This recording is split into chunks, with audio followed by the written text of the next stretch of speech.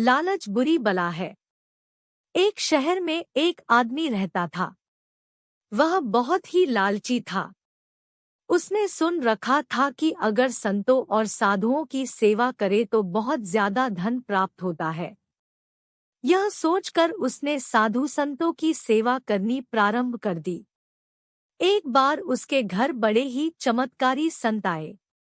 उन्होंने उसकी सेवा से प्रसन्न होकर उसे 4 दिए दिए और कहा, इनमें से एक दिया जला लेना और पूरब दिशा की ओर चले जाना। जहाँ यह दिया बुझ जाए वहाँ की जमीन को खोद लेना, वहाँ तुम्हें काफी धन मिल जाएगा। अगर फिर तुम्हें धन की आवश्यकता पड़े तो दूसरा दिया जला लेना और पश्चिम दिशा की ओर चले जाना। जहाँ यह दिया बुझ जाए वहाँ की जमीन खोद लेना, तुम्हें मन चाही माया मिलेगी। फिर भी संतुष्टि न हो तो तीसरा दिया जला लेना और दक्षिण दिशा की ओर चले जाना। उसी प्रकार दिया बुझने पर जब तुम वहाँ की जमीन खोदोगे तो तुम्हें बेअंत धन मिलेगा। तब तुम्हारे पास केवल एक दिया बच जाएगा और एक ही दिशा रह जाएगी। तुमने यह दिया ना ही जलाना है और ना ही इसे उत्तर दिशा की ओर ले जाना है। यह कहकर संत चले गए। लालची आदमी उसी वक्त पहला दिया जलाकर पूरब दिशा की ओर चला गया। दूर जंगल में जाकर दिया बुझ गया। उस आदमी ने उस जगह को खोदा तो उसे पैसों से भरी एक गागर मिली। वह बहुत खुश हुआ। उसने सोचा कि इस गागर को फिलहाल यही रहने देता हूँ, फिर कभी ले जाऊंगा। पहले मुझे जल्दी ही पश्चिम दिशा वाला धन देख लेना चाहिए। यह सोचकर उसने दूसरे दिन दूसरा दिया जलाया और पश्चिम दिशा की ओर चल पड़ा। दूर एक उजाड़ स्थान में जाकर दिया बुझ गया। वहां उस आदमी ने जब जमीन खोदी तो उसे सोने की मोहरों से भरा एक घड़ा मिला। उसने घड़े को भी यही सोचकर वही रहने दिया कि पहले दक्षिण दिशा में जाकर देख लेना चाहिए। जल्दी से जल्दी ज्यादा से ज्यादा धन प्राप्त करने के लिए वह बेचैन हो गया। अगले दिन वह दक्षिण दिशा की ओर चल पड़ा। दिया एक मैदान में जाकर बुझ गया। उसने वहां की जमीन खोदी तो उसे हीरे मोतियों से भरी 2 पेटियां मिली। वह आदमी अब बहुत खुश था।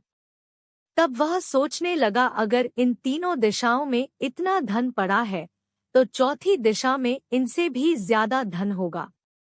फिर उसके मन में ख्याल आया कि संत ने उसे चौथी दिशा की ओर जाने के लिए मन किया है। दूसरे ही पल उसके मन ने कहा, हो सकता है उत्तर दिशा की दौलत संत अपने लिए रखना चाहते हो। मुझे जल्दी से जल्दी उस पर भी कब्जा कर लेना चाहिए। ज्यादा से ज्यादा धन प्राप्त करने की लालच ने उसे संतों के वचनों को दोबारा सोचने ही नहीं दिया। अगले दिन उसने चौथा दिया जलाया और जल्दी जल्दी उत्तर दिशा की ओर चल पड़ा। दूर आगे एक महल के पास जाकर दिया बुझ गया। महल का दरवाजा बंद था।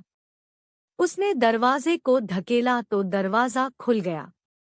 वह बहुत खुश हुआ। उसने मन ही मन में सोचा कि यह महल उसके लिए ही है। वह अब तीनों दिशाओं की दौलत को भी यहीं ले आकर रखेगा और ऐश करेगा। वह आदमी महल के एक एक कमरे में गया। कोई कमरा हीरे मोतियों से भरा हुआ था। किसी कमरे में सोने के कीमती से कीमती आभूषण भरे पड़े थे। इसी प्रकार अन्य कमरे भी बेअंत धन से भरे हुए थे। वह आदमी चकाचौंध होता जाता और अपने भाग्य को शाबाशी देता।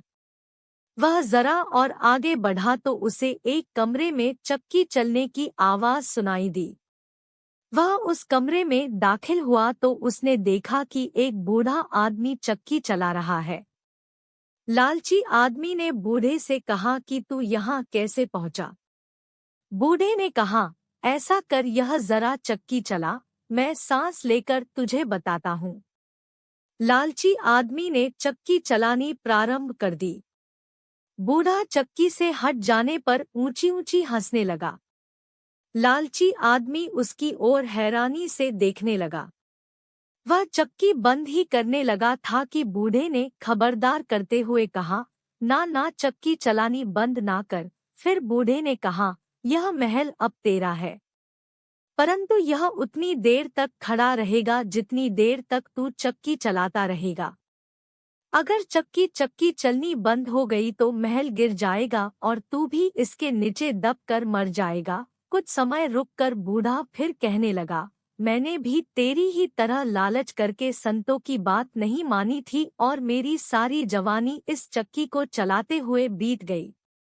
वह लालची आदमी बूढ़े की बात सुनकर रोने लग पड़ा। फिर कहने लगा, अब मेरा इस चक्की से छुटकारा कैसे होगा?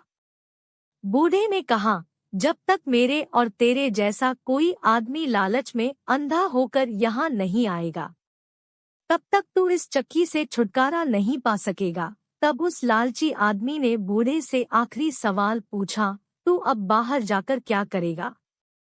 बूढ़े ने कहा, मैं सब लोगों से ऊंची ऊंची कहूंगा, लालच बुरी बला है।